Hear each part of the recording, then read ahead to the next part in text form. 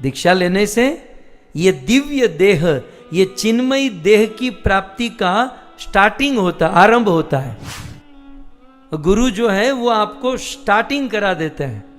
फिर यदि आप उसको मेंटेन कर पाए, आप जीवन भर तक अहमता ममता को छोड़कर उसे मेंटेन कर पाए, किसी का अपराध नहीं किए, प्रभु की सेवा करते रहे, कुछ गलती हो गई तो पश्चाताप करके उसे मुक्त हुए, ऐसे करते करते उसे मेंटेन करोगे तो दीक्षा के समय जो चिन्मयत्व की प्राप्ति हुई थी वो धीरे धीरे बढ़ती जाती है।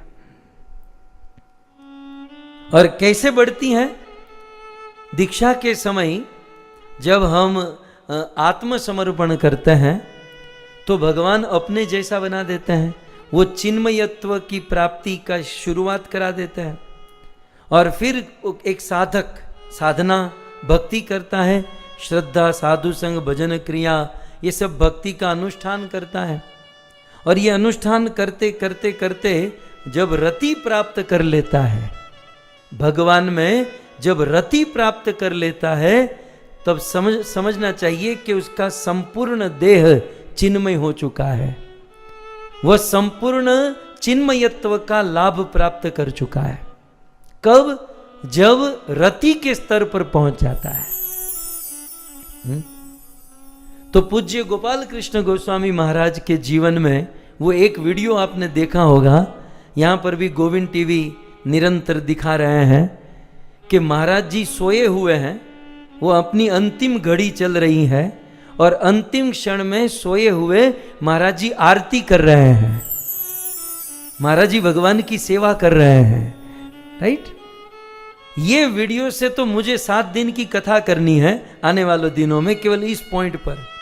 लेकिन यहां मैं और एक पॉइंट यहां इससे कनेक्ट करना चाहता हूं कि रति, इसको रति कहते हैं, मतलब भक्ति की अंतिम अवस्था, पूर्ण अवस्था, कि वे सोए हुए हैं। अब देखिए, महाराज जी बाहरिक रूप से अपने रूप को मेंटेन करके रखे, लेकिन जब अंतिम अवस्था आ गई और बाहरिक रूप मेंटेन नहीं करके रखे, तब अंदर का जो स्वरूप था वो दबा नहीं पाए, अपने अंदर के स्वरूप को दबा नहीं पाए, और वो अंदर का स्वरूप प्रकट हो गया।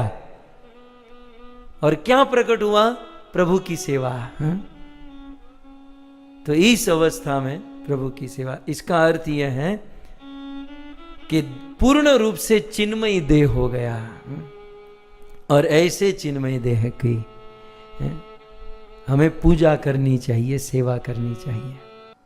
कई बार है ना, हमें ऐसे बड़े बड़े संत अस्वस्थ दिखते हैं कि हमारे गुरु स्वस्थ नहीं है, ये संत, ये साधु, ये भक्त अस्वस्थ है और हम लोग हट्टे गट्टे बहुत स्वस्थ दिखते हैं। लेकिन ये हट्टे गट्टे होना, ये बाहरिक स्वस्थता है, समझे? ये शरीर जमाना और खा पीकर मौज मारना, ये तो बाहरिक स्वस्थता है। आंतरिक, इंटरनल स्वस्थता क्या है? अंदर की स्वस्थता क्या है? अंदर की स्वस्थता है अपने स्वरूप में स्थित हो जाना।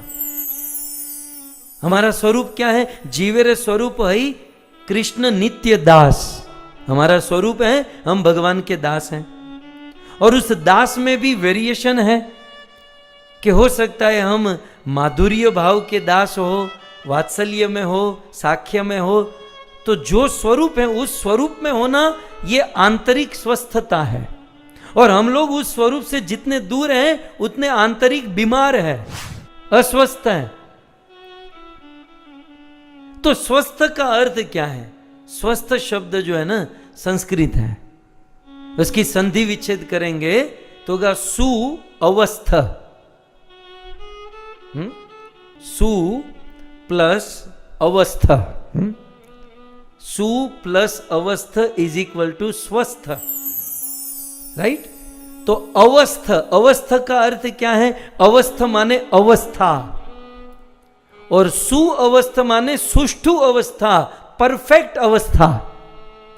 तो किसी भी जीव की परफेक्ट अवस्था कौन सी? अपने स्वरूप में स्थित हो जाना, यह है परफेक्ट अवस्था। प्रभु का दास बन जाना, अंदर से अपने स्वरूप में प्रभु का दास मानना। सो ये है आंतरिक स्वस्थता। अब पूज्य गोपाल कृष्ण गोस्वामी महाराज का स्मरण कीजिए।